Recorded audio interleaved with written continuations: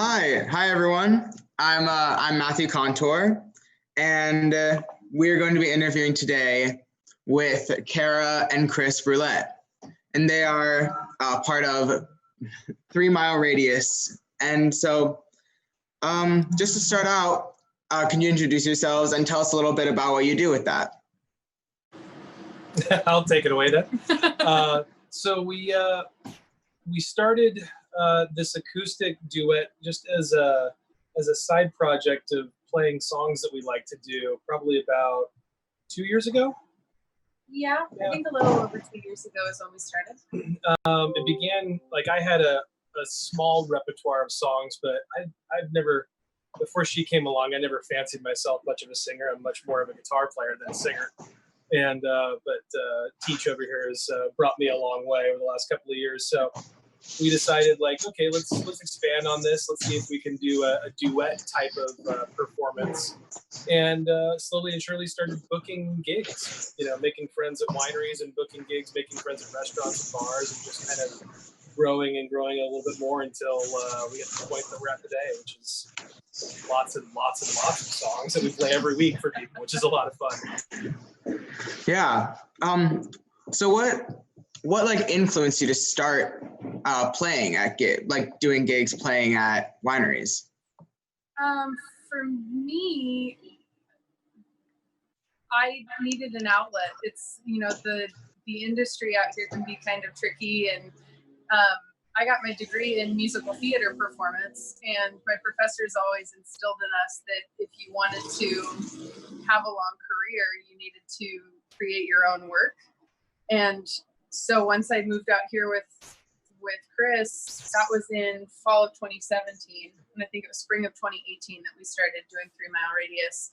I just wanted a way to be able to be my own boss and have a creative outlet, and to get to do that with a boyfriend and then a fiance and now a husband has been a really cool way to do all of that. Who are they? Great. Yeah, it was kind of an organic thing. We never really intended it to be a thing until all of a sudden it was. It kind of felt that way. We just kind of started playing songs and then went, well, let's book a gig and let's see if we could do this. And then we panicked trying to figure it out on the fly. It was great. True. Our first gig was just a 2-hour gig at a winery that we're members at in Newport Beach, and we literally scraped together every single song we knew. We were like, do we have enough material to fill 2 hours of music? And, you know, you keep adding little by little, you know, people will come up and request songs, or, you know, now we're doing these live streams since we're all quarantined and life looks a little bit different. And so we've grown our book by about 45 songs, I think. It's about a third larger than it was before we started off. It's been crazy. It's super Wow. fun. And is that like original songs or covers? Like, what kind of music do you play like that? It's all cover songs so far. We've dabbled in a little bit of original music, but I don't think we've really taken the plunge to dive into it yet. So everything we do it's really an eclectic mix of music. It's just stuff that we personally like.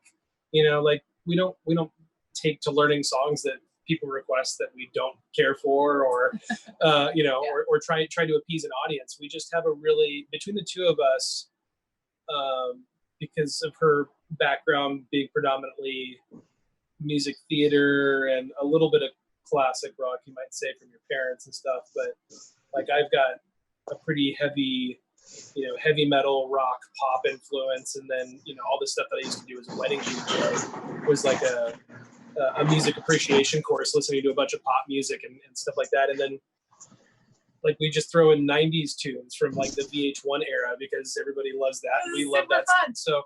So it's a really broad mix of things. It's not one genre. It's just kind of whatever we go, oh yeah, I remember I like that song. Let's learn that one. Yeah, I mean, it's everything from, like, we do Bruno Mars, we do a little TLC, we do some Jason Mraz, Colby Calais, like typical stuff that you'd expect from an acoustic duo, but then we also do stuff like Hey Ya and No Diggity and just fun stuff. Michael Jackson, Guns N' Roses. Yeah, like just a little bit of everything. Whatever tickles our fancy in the moment.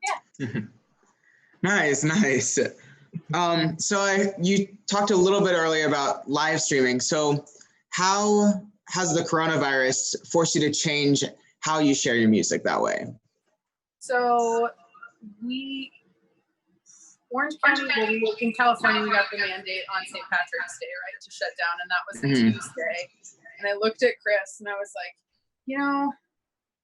I don't know how not to gig. Like, if we're not going to be doing this, we need to, let's put together a live stream show on Friday just to lift our spirits and, maybe play for a couple friends and family. Like, that'll be fun, because I'm from the Midwest and Chris is born and raised in Southern California here, but you travel a lot for work. So we've got people all over the country who can't necessarily come to gigs out here. And so we thought, okay, well, while we're, stuck inside, let's reach out and do this and see how it goes. And we thought maybe 5 people would show up, and there were 45 or something crazy. Yeah, just on that first live stream, it was 45 or 50 people, and then we looked at it a couple hours later, and there was over 1,000 views on it in under an hour. We both went how did that just stretch out that far? We don't even understand how that was even possible. But so because that was such an overwhelmingly cool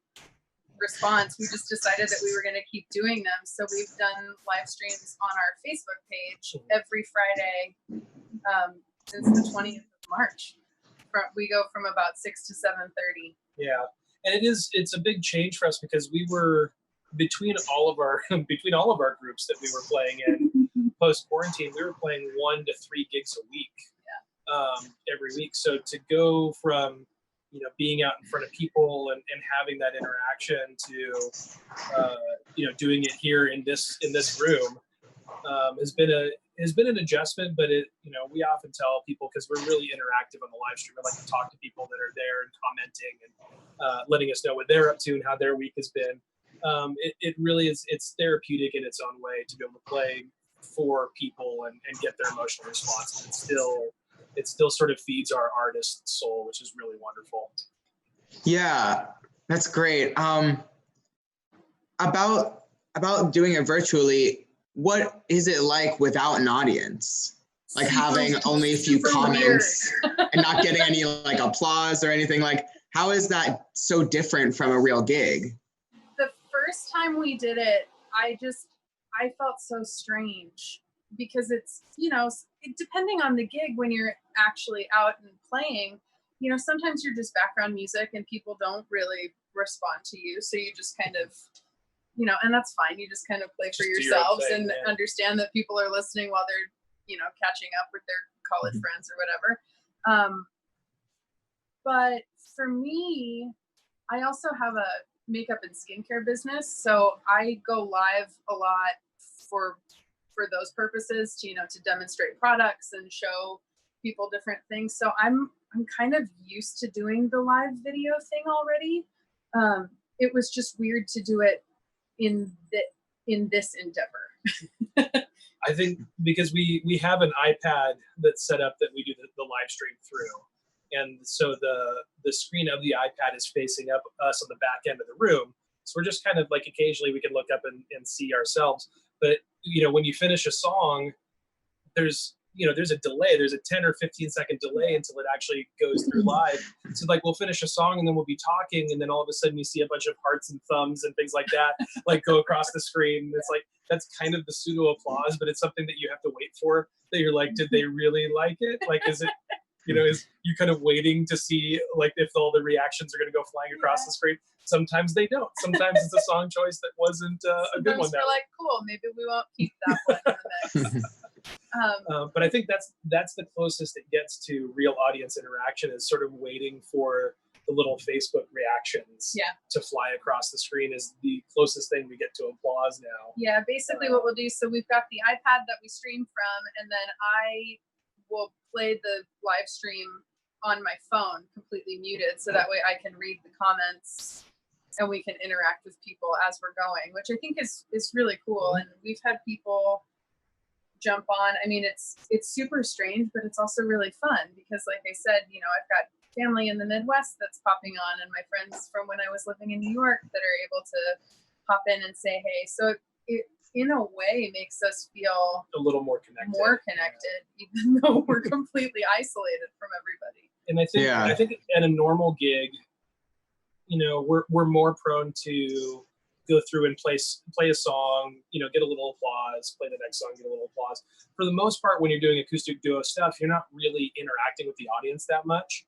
And on these live streams, we're really kind of able to banter with people a little bit more than you would expect because of the fact that people are commenting in real time. Yeah. So we'll finish a song and then she'll pick up the phone, and then as I'm tuning a guitar, we're figuring out what the next song is going to be. You know, she'll go, oh, hey, this person said this, or, you know, start, you know, kind of reading the comments that are coming through. And then we have a little bit of interactivity. And so, you know, we go through and look at the comments after the show, and it's hard to keep track sometimes when you're reading the comments because they're responding to us. And it's like, wait, what did I say? What is that comment? It's like trying to go through and kind of catch back up.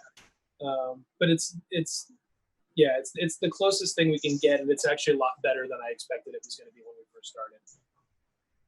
Yeah, that's great. Kara, I know you have a background in theater. So how is it? You can sing a lot of different styles. So what's the difference between singing in theater, like the theater repertoire, and then singing like pop and the stuff that you sing in 3 Mile Radius? Technically, it's all the same. There's sometimes the sounds will be a little bit different. You know, pop music is a little bit less on the breath typically in a lot of ways than musical theater stuff is. But I feel like the ways that you make the sounds are the same regardless of the genre that you're singing. You know, the technique is all the same. It's just these little kind of fine-tuning things that make it different. So I try to, you know, we don't really do like live band karaoke style type of stuff. Like I just kind of sing everything the way that I know how to sing it, which I think kind of gives it its own unique style just because of that. You know, I sing in a cover band too that does a lot of classic rock stuff, and even when I try to make my voice sound gritty or gravelly, it's like I'm a Broadway girl, it's just not there. So I do my version of what that is. But that's been a fun challenge to try to figure out what my version of all of this music is. But you know, when you sing Heart or Pat Benatar, you know, there's a lot of similarities to your full voice stuff that you do in big musical theater performances. Yeah, so. I mean, to me, belting is belting, and your head voice is your head voice. You know, it's just stylistically, there's a few little tweaks that you make, but I think that's the thing that saved me the most. The fact that I've been able to, you know, sing opera in Las Vegas, or, you know, belt waitress tunes, or you know, do like Pat Benatar and Heart stuff. It's it's all training. So keeping up with that is really what's been able to keep me able to be so widespread in the genres. And like some are trickier than others, but it's always going back and relying on those basics for me. Yeah, cool. There's a question from the chat. What's your favorite guitar on the wall behind you? It's actually probably this one right here. This is a signature model from the lead guitar player from Metallica, and I used to circle this guitar in catalogs when I was in high school. Like, one day I'm gonna own it. And a few years ago, I have a woodworking kind of hobby business on the side, and that started actually out as doing like custom guitars. So I actually built a custom guitar for a guy on the East Coast in exchange for this guitar, which was in absolute mint condition when he shipped it to me. Wow! So years and years later, you know, this guitar hasn't been made since the early '90s, and you know, he had it available and said, if you build me a guitar, I'll do a trade for you. So it's like every time I look at it, it's like 13-year-old me just smiling. Smiling and being so happy that I finally got to have it. So I've been playing it a little bit lately. It's nice to have. We have so many guitars in our house. There's we have 14? Yeah, 13 or 14 guitars. So these rotate. What's on the wall rotates. He likes to make sure, if there's a guitar that's not getting played, then it doesn't need to be in the house. So everything's kind of on a rotation. Yeah.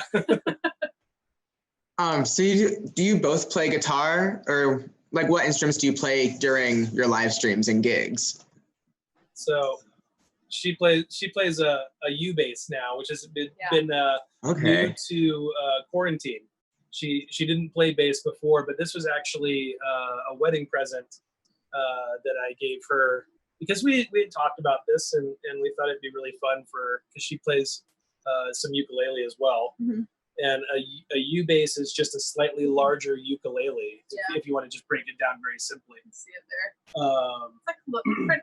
It's like it's a decent size, but it's also like a mini bass, and it's got these big rubber strings. Oh wow! Yeah, on it, which is really cool. So it kind of has more of an upright bass tonal quality to it instead of being kind of plunky like an electric bass can be, which I think kind of suits the style. It's it puts the bass in its own part of the mix, and the guitar doesn't really mesh with the bass. They kind of mold together well, or fight with the bass, I should say. And then my guitar is I don't know, it's around here somewhere, but it's in the living room. It's in the living room. I see it yonder. Is actually also my wedding present from my wife. She got me a new kind of smaller, more comfortable acoustic guitar by the company Teton. Okay. The Teton Mountains, and but it's got an arm bevel. It's a little bit smaller because I have a larger dreadnought size acoustic, but after doing a 3 or 4 hour gig, like that thing just digs into your arm, and it's large and it's bulky and it's not super comfortable. So that thing's been wonderful to have for a comfortability level. And that's those are the two instruments that we play primarily. And then we have a kick drum. But it's not just any kick drum. What happened was I was shopping for wedding props, and I found this like 6 or 7 vintage suitcases that were on sale on Facebook Marketplace, and one of the suitcases was this gray vintage suitcase, and I brought it home, and Chris was like, that's going to be a kick drum. And so he wired it up and has this pedal, and we put our logo on it, so now that comes with us everywhere. So that's super so cool. Fun, kind of like troubadour-ish almost. It's has that kind of Mumford and Son style of having a kick drum with the acoustic instruments. Yeah. But it just kind of fills out the sound a little bit, just a little extra dynamic, and we don't use it on all the songs. I just kind of throw it in on the more, maybe if we're doing a cover of a pop song, maybe I'll throw it in, or something that's got a little more. We do stuff like No Roots and Superstition, like that kind of stuff we'll use it for. Yeah, something to just give a little bit of kind of rhythm push. But if we're doing, a Nora Jones song, I'm not gonna add kick drum to it.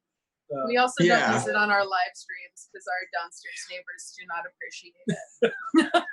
Everything else they're fine with, but the kick drum is where we draw the line on the live stream. So you'll have to come see us once we're able to be in person again to hear the kick drum in action. Yeah. I have a question. Where did the name 3 Mile Radius come from? Do you want to tell it, or do you want me to? I'll tell it. Yes. We met on a dating app. And simply put, when if she had been outside of the 3 mile search radius when she was in town, because she was on tour with The Sound of Music, if her hotel was 2.8 miles away at the time, and if she had been any further apart, we wouldn't have met. Aww. Isn't that crazy? I was working as the merchandise manager for the national tour of The Sound of Music. And it was playing at the Sagerstrom Center because we're down in Costa Mesa, and we were in town for 2 weeks, and time and place, everything just aligned. And then we dated in a different city every 4 to 6 weeks for the next year. Yeah. So, because I was traveling quite a bit for work, that time, and then she was obviously on the road with Sound of Music, so. If we were crossing paths or close by, then we would just figure out how to make the time work and spend a long weekend, or take some vacation time, spend a week off, or she would come out here and spend a week with me if the tour was off. And it was it was a crazy year. So the band name is an ode to our beginnings. But he didn't tell me that story. He was embarrassed by that story and didn't tell me about it until we'd been dating for about 6 months. Because, you know, eventually when you meet on dating apps, you're like, all right, so like, how'd you get on the app? Like, how did, yeah. So, but yeah, he told me that story and I said, well, that's our band name. Yeah. And he was like, no. And I said, no, like that's our band name. And we've been telling the story ever since. I like it. It's a great story. I think so too.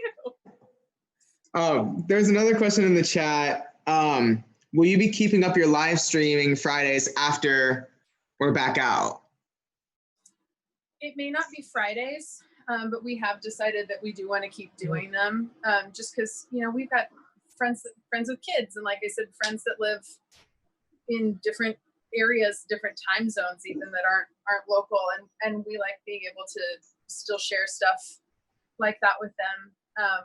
It's like we don't really know what the gigging world is going to look like. Right now, we're slowly starting to pick back up at places that have outdoor spaces, so that we can be, you know, safe and distanced accordingly. But I think at least once a month, I think we'll do. Yeah, it feels like that feels the right number to me. Like if we go back to doing our typical, you know, 1-2 gigs a week kind of thing, then we'll find a day a month to still do that, because we just have so many friends and families, and this kind of community has grown. People will message us out of nowhere and be like, you know, hey, I'm from Canada. I'm a friend of a friend of a friend who found your live stream and really enjoy it. Thank you for doing this. Yeah. So I think just, you know, for those people and for the people that don't get to come out and see us at our gigs, I think it's a real fun way for us to share what we do with them. Yeah, that's great.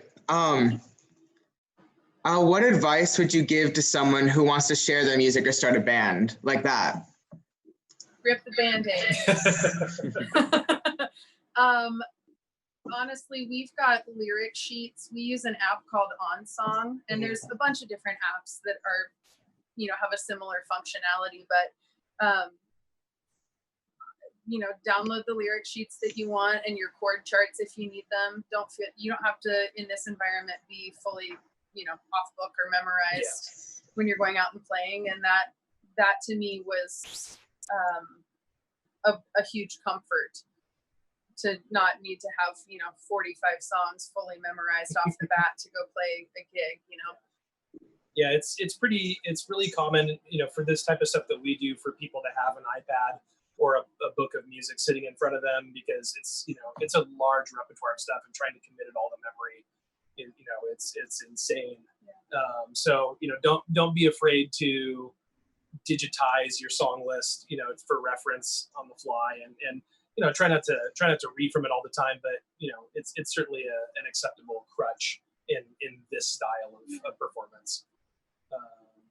But yeah, I think it's if somebody is inspired to go do it, you know, right now, just start a live stream, set your camera up, and just start playing music for friends and family, and you know, try to promote yourself. Reach out to places that you go. If you have a bar or a restaurant or a particular place that you like to hang out a lot, reach out to the owner if you don't know them yet. Like, build a relationship with people, and typically, if you know the people that are booking, you know, if you send an email to somebody trying to book a place, it's going to be hard to get a response. But if you go in, you talk to somebody, you get some sort of interaction, which I realize is tougher right now. Yeah. But just do what you can to try to let them know that you are a person and not just somebody who's trying to, you know, make a buck, that you're actually interested in being entertainment and helping their business. And I think that's a really important part of what we do. It's like we like to have a relationship with the people that we work with, not just gigs. Yeah. Is there anywhere other than Facebook where we can find you, like a website or YouTube page? We don't have a ton on our YouTube except for the reel that we use to send to venues. But we do have Instagram. It's at the number 3 Mile Radius Duo. And the majority of our stuff is just on Facebook. Mm-hmm. Great. I'm looking to see if there's any more questions in the chat. Sure.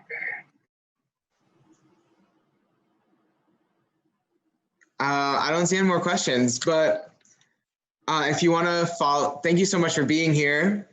And if you want to look them up on Facebook, your Facebook page is just 3 Mile Radius. Yep. Right? 3 Mile Radius Duo. 3 Mile Radius Duo. And if you'd like to make a donation to the P3 Educates Plus or P3 company, then you can go to p3theater.biz and click the link there. Oh wait, somebody just asked, can you play for us?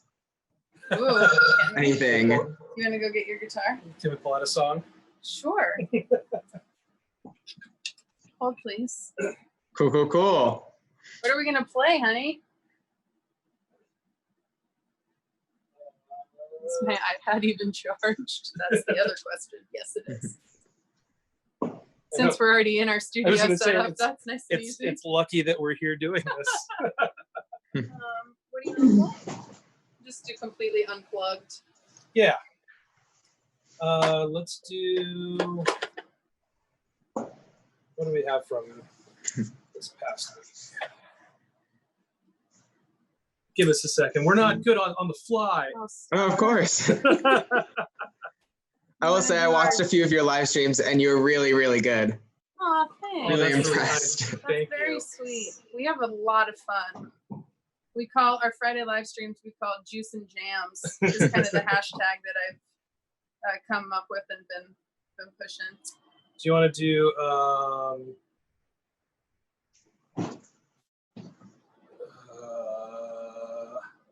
trying to think of maybe a duet that we can do.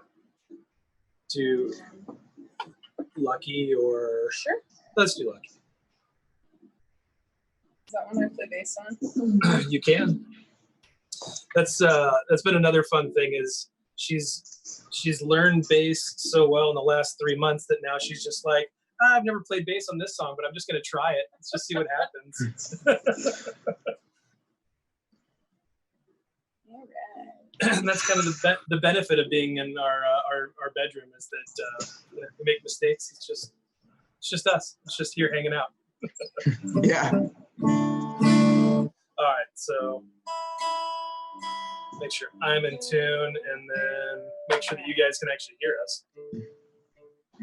I know. Is it coming through okay? I can hear you. Okay. Leave a like in the comments to see to show you can hear us. You can hear it. All right. All right. Looks like they can hear it. Sweet. Okay. All right. Are you ready? Let's do this. Yep. Do you hear me talking to you across the water, across the deep blue ocean, under the open sky? Oh my baby, I'm trying. Boy, I hear you in my dreams. Feel you whisper across the sea. I keep you with me in my heart. You make it easier when life gets hard. Lucky I'm in love with my best friend. Lucky to have been where I have been. Lucky to be coming home again.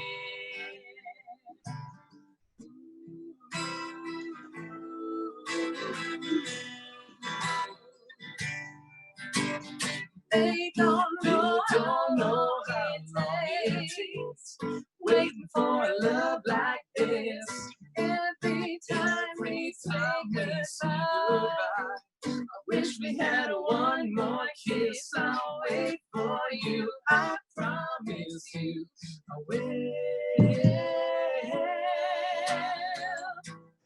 Lucky I'm in love with my best friend. Lucky to have been where I have been. Lucky to be coming home again. Lucky we're in love in every way. Lucky to have stayed where we have stayed. Lucky to be coming home someday.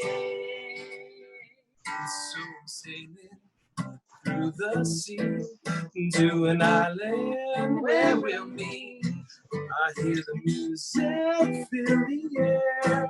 I put a flower in your hair. Know the breezes through the trees and look so pretty. You're all I see as the world keeps spinning around. You hold me right here, right now. Lucky I'm in love with my best friend. Lucky to have been where I have been. Lucky to be coming home again.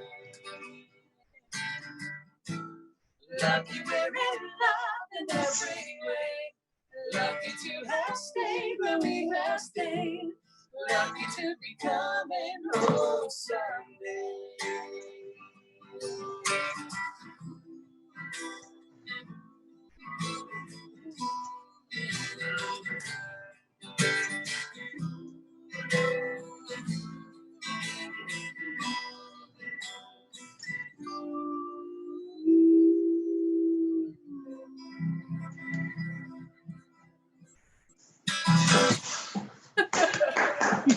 Great job. That was so good. Oh, Thanks.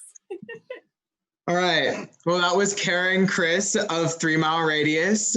If you want to follow them on Facebook, it's 3 Mile Radius Duo. And if you would like to leave a donation to P3 Educates Plus or P3 Theater Company, you can go to either their Facebook page and click the donate button, or you can go to p3theater.biz and click the P3 Educates link in there.